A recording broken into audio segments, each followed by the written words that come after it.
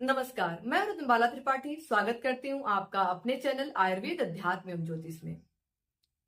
आज हम जानेंगे कि रतन टाटा जी की कुंडली में किमंद्रुम योग का दुष्प्रभाव क्यों नहीं पड़ा।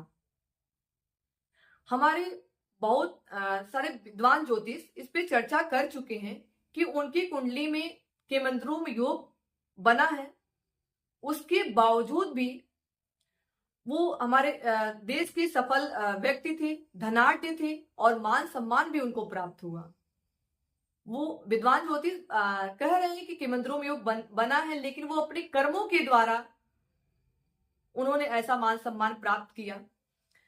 बिल्कुल सत्य है, उन्होंने कर्म तो अत्यधिक किया, लेकिन उनकी कुंडली में किमंद्रुम योग का दुष्प्रभाव खत्म हो जा रहा है। इसको मैं बताऊंगी कैसे खत्म हो रहा है, मैं लास्ट में इसको बताऊंगी, इसलिए वीडियो में आप बने रहिएगा और वीडियो को लाइक कर दीजिए, क्योंकि वीडियो तो आप पूरा सुनते हैं लेकिन लाइक नहीं करते हैं। जानते हैं कि किमंद्रुम योग पहले होता क्या है। आप जातक की कुंडली में अगर चंद्रमा के दोनों तरफ कोई ग्रह ना हो, कोई ग्रह का मतलब हम सूर्य, केतु और राहु को छोड़ देंगे, उनकी गिनती इसमें ग्रहों में नहीं होगी। किमंद्रुम योग में उनकी ग्रहों में गिनती नहीं की जाएगी। उनको अगर सूर्य है तभी आपका किमंद्रुम योग बन रहा है, यानी कि चंद्रमा के दोनों तरफ कोई ग्रह ना हो, मतलब बुध, शुक्र, मंगल, बुध में से कोई ग्रह ना हो तो किमंद्रुम योग बनता है। जैसे कि चंद्रमा से 12वें या चंद्रमा के दूसरे कोई ग्रह नहीं है तो किमंद्रुम योग बनता है। तो किमंद्रुम योग का दुष्प्रभाव आपके जीवन में पड़ रहा है। तो जानेंगे कि रतन टाटा जी की कुंडली में किमंद्रुम योग कैसे बना था। रतन टाटा जी की कुंडली धनु लग्न की है और चंद्रमा उनके ग्रहवें भाव में बैठे हुए हैं और चंद्रमा लग्न कुंडली से 10वें भाव में कोई ग्रह नहीं है और लग्न कुंडली से 12वें भाव में कोई ग्रह नहीं है। वहां राहु बैठे हुए हैं, लेकिन राहु को हम नहीं ध्यान देंगे। तो यानी कि चंद्रमा के दोनों तरफ कोई ग्रह नहीं हुए, तो रतन टाटा जी कुंडली में किमंद्रुम योग बना हुआ है। इसका सब लोग ध्यान दे रहे हैं, किमंद्रुम योग बना है, उसके बावजूद भी वो धनी हो गए, मान सम्मान प्राप्त हुआ। चलिए ठीक है, लेकिन जानते हैं कि किमंद्रुम योग भंग कैसे होता है। सबसे पहले उसको हम जान लेते हैं, क्योंकि किमंद्रुम योग का दोष भी खत्म हो जाता है, ऐसा हमारे शास्त्रों में बताया गया है।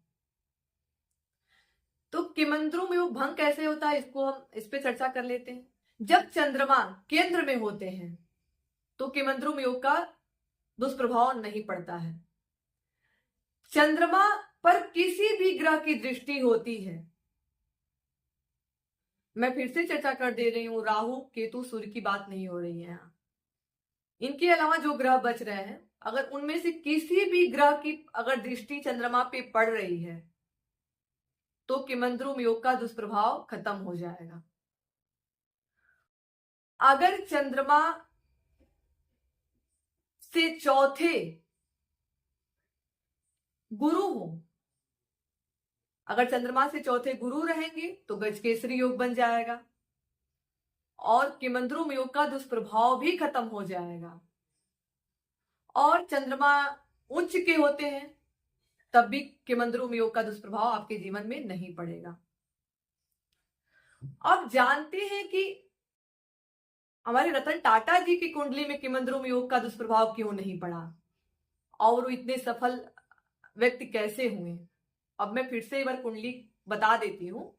जैसे मैंने बताया कि कुंडली उनकी धनु लग्न की है और चंद्रमा उनकी ग्रह में भाव में बैठे हुए, उनके दोनों तरफ कोई ग्रह नहीं है और सब लोग इसी को चर्चा कर रहे हैं कि किमंद्रुम योग बना हुआ है, उनका दुष्प्रभाव है, लेकिन दुष्प्रभाव था ही नहीं उनकी कुंडली में किमंद्रुम योग का।